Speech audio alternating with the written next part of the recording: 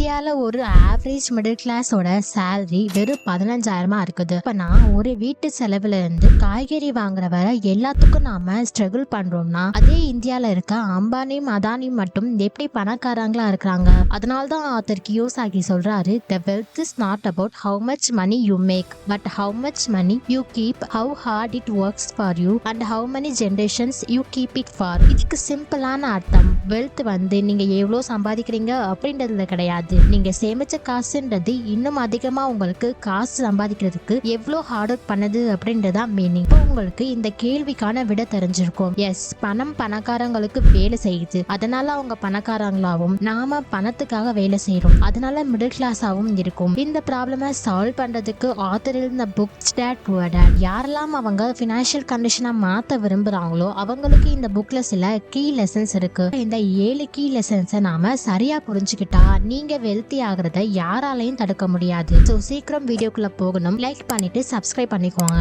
Lesson number 1, keep money coming in. பணத்தோட வரவை அதிகரிங்க, அதாவது உங்க கேஷ் ஃப்ளோவை. இங்க பாருங்க, கேஷ் ஃப்ளோவோட கான்செப்ட் அப்படின்றது ரொம்ப சிம்பிள் தான். உங்ககிட்ட ஒவ்வொரு மாசமும் எவ்வளோ காசு வருது அண்ட் எவ்வளோ காசு செலவாகுது. ரிச் ஆகுறதுக்கு அர்த்தம் உங்ககிட்ட நிறைய காசு இருக்கணும்ன்றது கிடையாது. ஆனா அப்படி இருந்திருந்தா லாட்டரி ஜெயிக்கிறவங்களும் சூதாட்டம் ஆடுறவங்களும் திரும்ப ஏன் ஏழை ஆயிடுறாங்க? உதாரணத்துக்கு அமெரிக்கால லாட்டரி ஜெயிக்கிறவங்களால முக்காவாசான பேரால பணக்காரங்களா ஆக முடியலன்னு சொல்றாங்க. ஏன்னா ஷோ ஆஃப் பண்றதுக்காகவே பணத்தை செலவு பண்றனால அவங்க கிட்ட எதுவுமே மிச்சம் இல்லாம போயிடுது. அமெரிக்கால லாட்டரி அப்படின்னா இந்தியால ஷோ ஆஃப் பண்ண இந்த ஐபோன்ஸ் வாங்குறவங்கல முக்காவாசன நபர்கள் ஷோ ஆஃப் பண்றதுக்காக இஎம்ஐல புது மாடல் போனை வாங்க தயாரா இருக்கிறதா ரிசர்ச்ல சொல்றாங்க. இது அவங்களோட பாக்கெட்ல இருந்து காசை எடுத்துக்கிட்டே இருக்கும். இது ரிச் மைண்ட் செட்ல உள்ள ஆட்கள் லாங் டேர்ம்ல அவங்கள உண்மையா பணக்காரங்களா மாத்துற விஷயத்துல, அதாவது real estate, bonds, gold and ஸ்டாக்ஸ்ல இன்வெஸ்ட் பண்றாங்க. அது அவங்களுக்கு இன்கம் கொடுக்குது.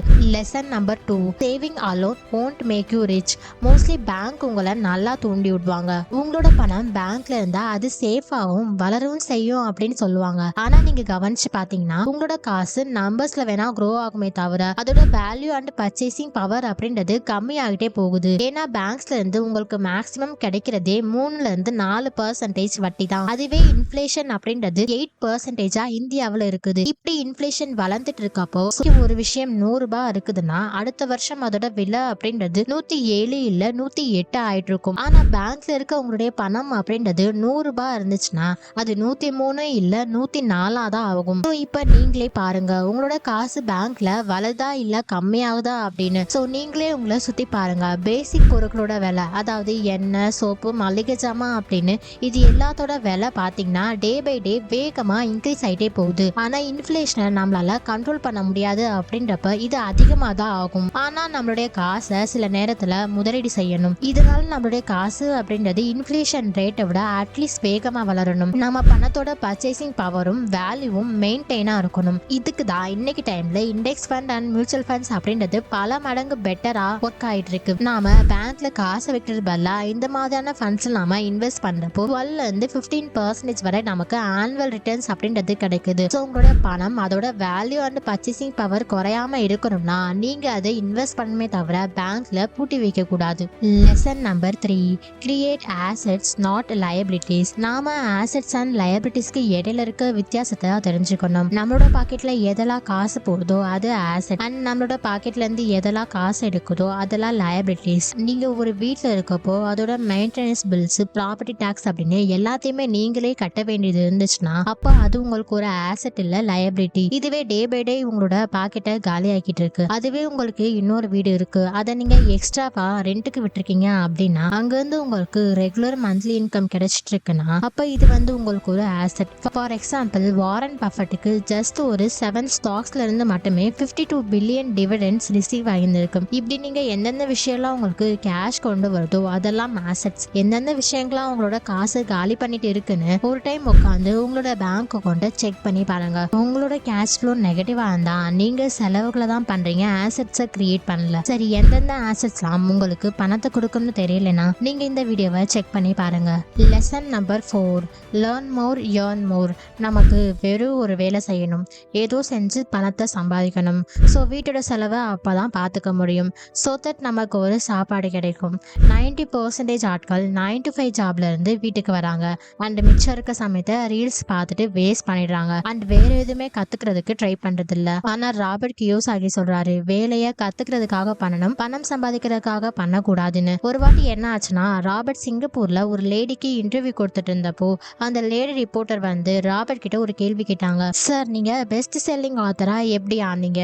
எனக்கும் எழுதுறது அப்படின்றது ரொம்ப பிடிக்கும், ஆனா என்னோட ரைட்டிங்ஸை யாருமே வாங்குறது இல்ல. ஸோ இதுக்கு ராபர்ட் வந்து என்ன பதில் சொன்னார்னா, நீங்க சேல்ஸ் கத்துக்கணும் அப்படின்னு சொன்னாரு. ராபர்ட் சொன்ன விஷயத்தை கேட்டு அந்த ரிப்போர்ட்டர் ரொம்பவே கோவம் ஆயிட்டாங்க. நான் இங்கிலீஷ் லிட்ரேச்சர்ல PhD பண்ணிருக்கேன், இப்போ போய் நான் சேல்ஸ் பார்த்துட்டு சாதாரண வேலை செய்ய முடியுமா அப்படின்னு கேட்டப்போ ராபர்ட் வந்து அவரோட புக்கை பாயிண்ட் அவுட் பண்ணி சொன்னாரு அந்த லேடி ரிப்போர்ட்டர் கிட்ட, என்னோட புக்கை பாருங்க, இங்க என்ன எழுதிருக்கு, பெஸ்ட் செல்லிங் ஆத்தர் அப்படின்னு தான் எழுதிருக்கே தவிர பெஸ்ட் ரைட்டிங் ஆத்தர் அப்படின்னு எழுதல இல்லையா. நான் ரொம்ப நல்ல ரைட்டர்லாம் கிடையாது, ஆனா ஒரு நல்ல சேல்ஸ் பர்சனா இருந்தேன். இதனால தான் கத்துக்கிற ஸ்கில் எப்பவுமே வேஸ்ட் ஆகாது அப்படின்னு சொல்றாரு. நீங்க எப்பவுமே லேர்னிங் வித் வேலை செய்யணும், அதை விட்டுட்டு பணத்துக்கு பின்னாடி ஓடக்கூடாது. பணம் அப்படின்றது நம்மளோட ஸ்கில்கான ஒரு பை ப்ராடக்ட் தான். இதை இப்போ நீங்களும் தெரிஞ்சுக்கிட்டீங்க அப்படின்னா எந்த ஸ்கில்ல நீங்க லேர்ன் பண்ணணும் நீங்க நினைக்கிறீங்களோ அதை கத்துக்க ட்ரை பண்ணுங்க.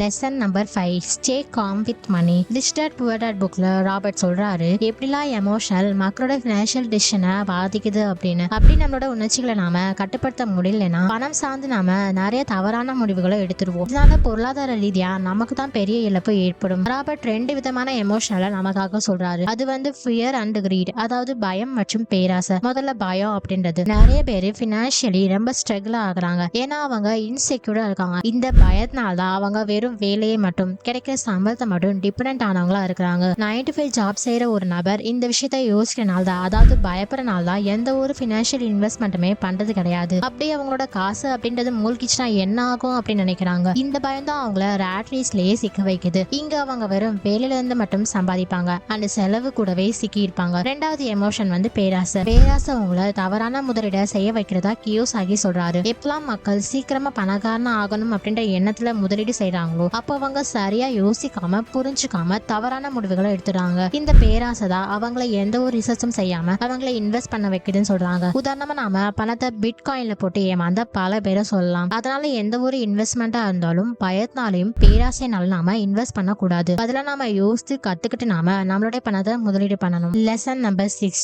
அவாய்ட் பேட் டெப்ட். ஃப்ரெண்ட்ஸ், இந்தியால கிரெடிட் கார்டோட யூஸ் அப்படின்றது ரொம்பவே அதிகமாயிட்டு போகுது. ஏன்னா மக்கள் அவங்களுடைய ஆசைகளை உடனடியா பூர்த்தி பண்ணணும் அப்படின்னு நினைக்கிறாங்க. அவங்க கிட்ட அதுக்கான காசு இருக்குதோ இல்லையோ, ஆனா நம்மளோட ஆசைகளை பூர்த்தி பண்றதுக்கு எடுக்கிற டெப்ட் எல்லாமே பேட் டெப்ட் தான். உதாரணத்துக்கு நாம ஒரு bike loan, car loan, home loan அப்படின்னு அதுக்கிட்டே போகலாம். நீங்க 1 கோடி ரூபாய்க்கான ஒரு ப்ராப்பர்ட்டியை வாங்குறீங்கன்னா இதுக்காக நீங்க 20 லட்சம் ரூபாய்க்கான ஒரு டவுன் பேமெண்ட் பண்ணிட்டு அண்ட் 80 லட்சம் ரூபாய்க்கு ஒரு லோன் போடுறீங்க அப்படின்னா அதுக்கு 8% இன்ட்ரெஸ்ட் ரேட்ல 30 வருஷத்துக்கு EMI போடுறீங்கன்னா அப்ப நீங்க மாசம் 58,700 ரூபாய் கட்டியே ஆகணும் EMI.